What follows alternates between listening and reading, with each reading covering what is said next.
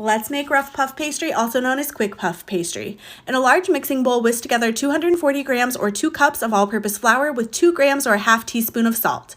Now cut up 225 grams, which is 8 ounces or 2 sticks of cold unsalted butter into cubes and toss it throughout the flour.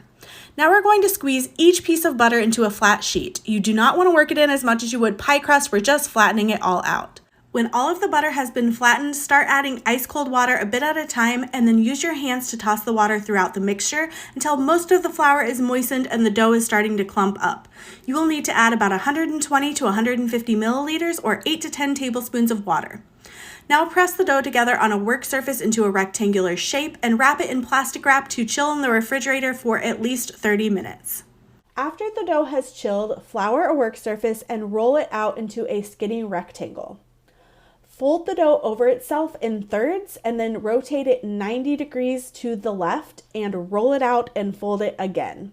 We're going to do this rolling and folding a total of 4 times, always making sure that we are rotating 90 degrees in the same direction. This is a technique called laminating.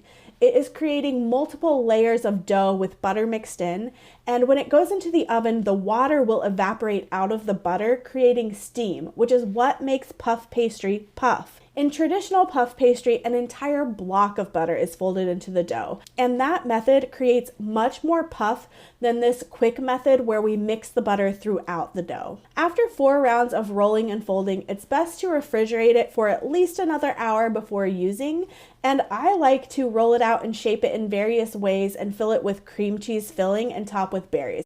It makes a really good little breakfast pastry, but it also makes really great turnovers or galettes, and you can use it as an actual pie crust as well.